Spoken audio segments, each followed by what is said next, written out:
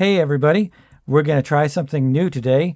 I've written a few short stories and I didn't really have anything to do with them. So I'm going to put them on here and see what you guys think. And yeah, we'll go on from there. They're just like little short stories and just like little audio short stories that you can listen to in your car or whatever. And so hopefully you like it and let me know if you do or if you don't, or if you have any comments or criticisms. So let's go on to it. Sullivan Road by Alexander Turbin. What's that song on the radio? Why do I feel like I am upside down? What is digging into my chest? We were upside down in my car. We must have rolled over. There's blood all over my hands. I looked over to my left and saw that my boyfriend had blood all over him too. His eyes were shut. Scott? Hey, are you okay? I yelled as loud as I could. It felt like I had to make an effort to talk. There was no response. Scott? Hey, answer me. Please, wake up. Still no response. I reached over my arm to touch him, to see if I could feel it. There was no movement.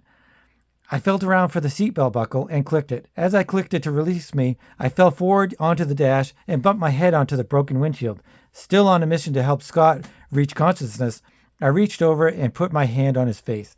As my hand touched his scratched up cheek, I noticed a big piece of glass stabbing in his neck. Oh my God! I shrieked. My first reaction was to pull it out.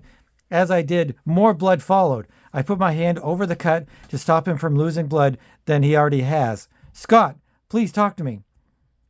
Just tell me you're okay. Still nothing. I reached for his wrist to feel a pulse. Nothing.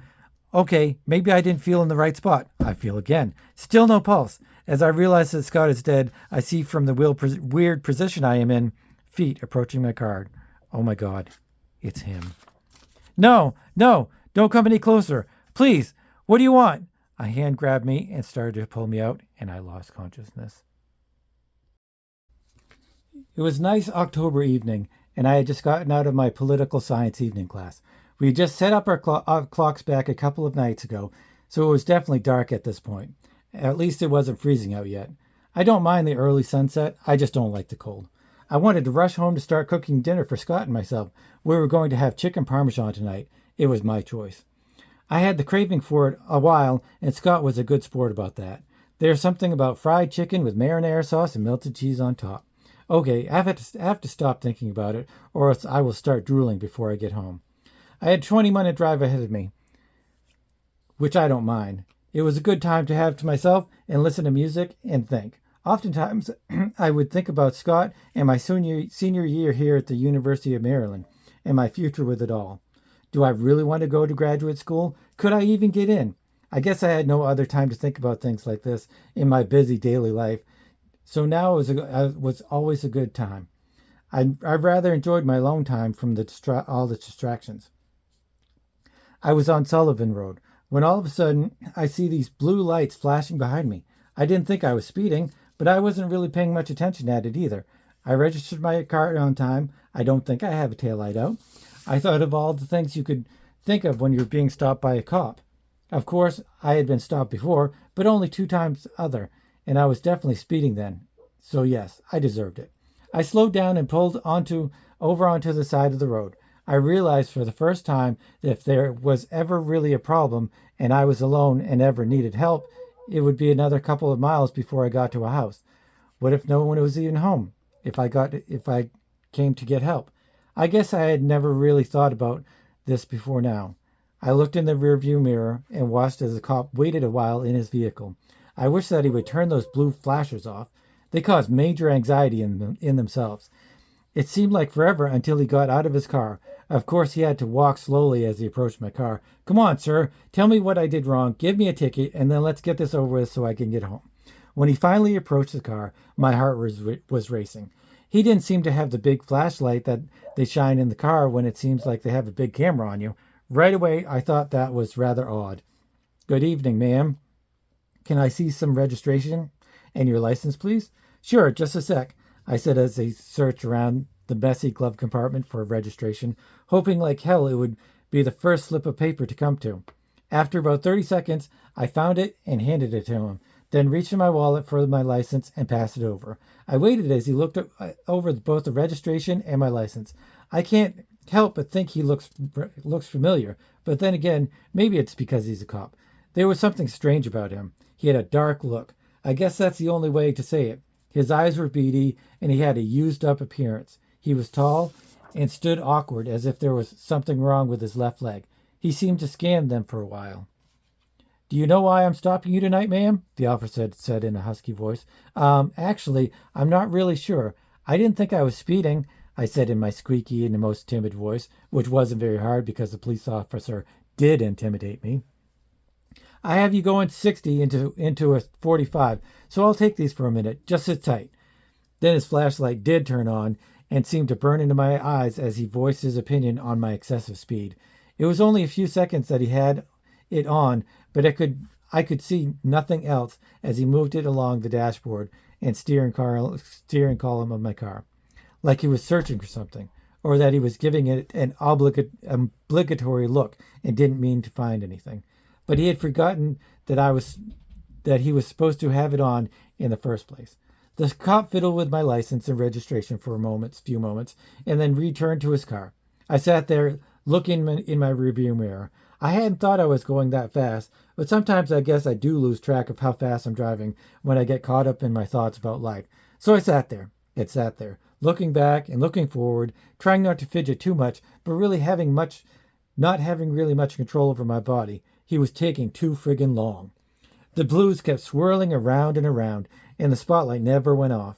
It seemed very focused on my car, as if whenever I looked back, it was blocking my view of the officer, so I couldn't see exactly what he was doing.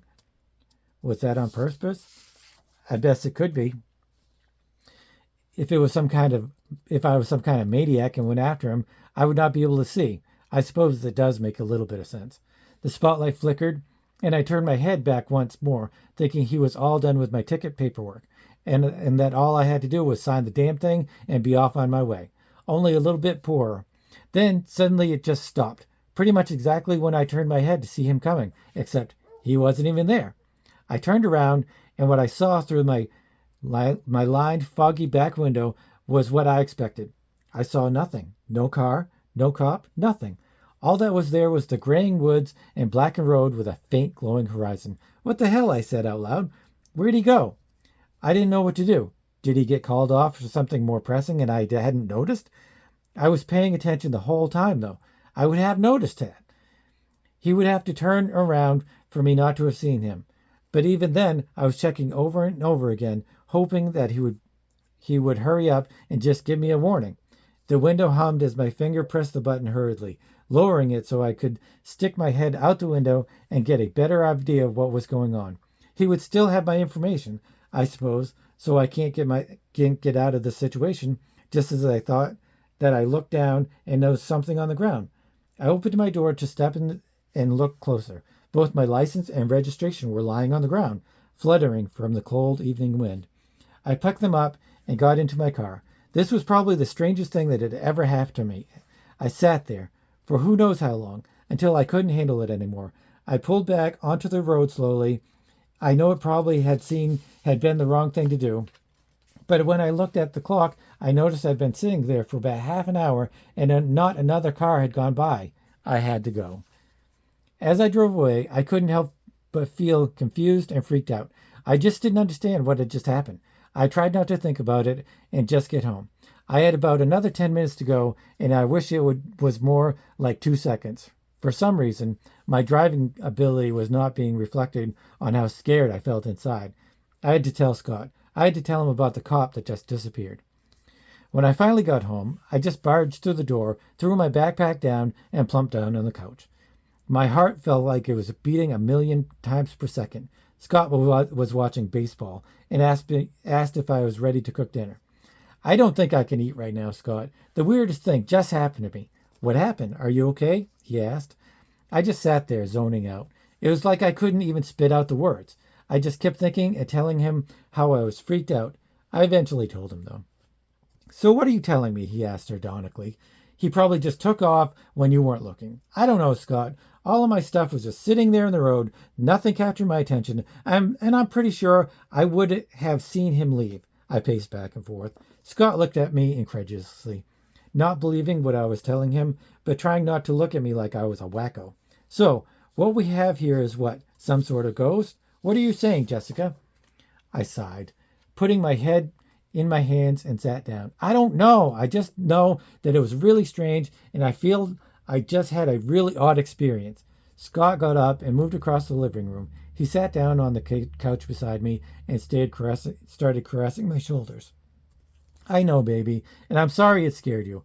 All I can tell you is that I'm sure it was no big deal, and you should just put it out of your mind entirely. Just don't fret over it, all right? All right, babe? He then held me and rocked me until I felt nearly sane again. Chicken parm was out of the question tonight. I was in no mood to cook, and after that bizarre experience beginning my evening, but on the other hand, we both had to eat something, and there was nothing in the apartment. How about pizza? Scott said as he looked up from the Orioles game, still clicking away at the remote control. Sure, sounds effortless enough. I just have to go to the bathroom real quick. You're friggin' driving. After a few minutes' pause, we got into the car and took off. This time, Scott was driving as I sat there nervous as hell, because I knew we had to take Sullivan Road again to get to the Pizza Hut. Like I said, I was scared as hell. See, hun? Nothing to worry about. No ghost cop or specter here. Look, I'll even speed up a bit. Scott, please don't, I yelled back. Look, not a thing. Then, as he looked in the rearview mirror, he gasped himself. I could see the reflection of the blue lights on his face. Damn! I was just messing around. I didn't think a cop would actually be on this time of night. Scott pulled the car over slowly. Now, honey, just because I got stopped, he looked at me, and I must have been white as a ghost because he held my hand as he stopped and tried to calm me down. Scott continued, doesn't mean that he's some kind of spook. It's just a cop. Trust me, months from now, we'll be able to laugh at this. The blinding lights caused me to freeze. I couldn't speak or move at all. I sat there frozen while Scott was about to deal with the very same officer that had stopped me and creeped me out only just a few hours earlier. The policeman shined his mag light into the car, stopping at my face. I couldn't tell his expression because all I saw was the bright light, but I felt he was smiling and laughing at his own private joke, or so I pictured. When the lights turned to the ground, I could see that he wasn't smiling and that he actually had a very serious look on his face. Actually, he had that same cold, dark look in his eyes that he had earlier, and he had that weird stance again, as if he wasn't using his left leg. He didn't look in pain. Hello there, sir. License and registration, please, the officer ordered my boyfriend. Sure. Scott and I both looked over where his name tag was, reading Officer McCormick. Scott then fiddled around with his wallet for his license. I was frozen. Scott looked at me as if I should have the registration out by now. He sighed with annoyance and flipped open the glove box to get the same slip of paper I earlier showed the cop. You were going pretty fast, sir. Do you realize how fast you were going? I have clocking you at 70 and 45, he said in a scolding manner. Yes, sir, I'm sorry. I was trying to point out to my girlfriend here, Scott points his thumb in my direction, that an experience she had earlier was just a weird coincidence. She claims that you stopped her earlier tonight and then just vanished. They both looked at me. I shook in my seat, wondering why the hell Scott would put me on the spot like that. I don't relent her, but still, that's no excuse to speed. Anyway, I'll take these for a few moments. Just stay where you are and sit tight. The cop took Scott's information and slowly moved back towards his own car. See, baby, he doesn't even remember you. That was the same officer, right? I nodded my head nervously and slowly, feeling very confused. Without blinking, I stared at the bright white light emanating from the police vehicle parked behind us. As much as it scared me to death, I was beginning to think I was just going crazy and that Scott might be right. Maybe this semester had been too hard on me. After a good 10 to 15 minutes of agonizing and waiting, the cop returned. The bright light turned off, but the blues kept swirling. He leaned into the window to get closer to Scott. Please step out of the car, sir. There seemed to be a problem. What problem? Scott asked with a skewed look on his face. He looked at me with wide eyes. Just turn the car off and get out and cooperate, the cop responded with no explanation. Once again, Scott looked over to me as if for some answer, but I couldn't say anything. He turned the car off, then opened the door and turned to step outside. I don't know what the problem is, Scott said as he stepped out of the car. What the fuck? Scott was wrong? I asked, but already knowing. He's gone. The fucking cop is gone. What do you mean? I gaze out the window and see no lights. No bright light, no flashing lights, no car. I pull my legs up against my chest. Get in the car, Scott. We're not staying here another second. But what if he comes back? He has my license and your car's registration. He can still track us. He looked down and stopped. Oh shit, Jessica, he said, terrified. He leaned down and picked up the pieces of information he had handed the cop just minutes ago. Then got into the car, and after he fiddled around for the right key to start the car, we took off, leaving the baffling scene. I thought all of those things the first time this happened to me, Scott. Did you not pay any attention to what I told you earlier, or did you just take me for a joke? I was very infuriated, among other emotions at this point. Okay, let's calm down. How about we never mind the pizza and just go home and forget whatever happened tonight altogether? Maybe we just need to sleep. Pianos began to stir as I clicked on the radio, and waves of melody sang through the air. The song, November Rain, began to soothe our minds as neither of us or I choose to speak on our journey back home. Only the song permeated our heads for that short time being. Morning came soon, though not soon enough. We were restless at night, the kind of restlessness that couples get when one can't sleep. Neither do. We showered and tried to maintain our daily ritual of getting ready for classes and for the beginning of our day. Neither of us uttered a word about the previous night. We didn't have to. What would we talk about? We know what we were both thinking anyway. So, you want to meet at the cafe tonight? We can drive home together, and I kind of feel like skipping my class anyway. Scott lied to me, and I wasn't going to contest. Sure, meet me out front. Maybe we can have some coffee or hot chai or something before coming home. On our way to school, we skirted the issue, but addressed it in our own little way. He knew there was no way in hell I was driving home alone again for a while, unless it was the long way around. And even then, the next time we do drive home together, I want to take the longer way home just to be safe. When we go to school, Scott dropped me off in front of Berkman Hall, where my first class was. As I got out of the car, I blew him a kiss and winked. See you at 5, hun. I walked off. Through all of my classes, I could not pay attention. I tried hard, believe me, but the events that happened last night were on my mind, and I couldn't get them out. All my classes seemed to go so slowly, and it just wasn't helping. 5 o'clock, and Scott drove up and honked his horn so I would notice him. I was sitting in the window in the cafe, sipping my chai, steaming off the rolling cup. I peered through the window that had been fogged up by my hot tea. I waved, gathered my books together, and headed out to the car. Hey, baby, Scott said before planting a rough kiss on my lips. I thought we could get some dinner. We had a rough night last night, and it's not like we both have a lot of studying to do tonight, so we deserve it. Oh, sweetie, that's a good idea. You're right. Our usual spot? I said with excitement. He knew I loved one restaurant around here, and that's where we'd go. Chili's.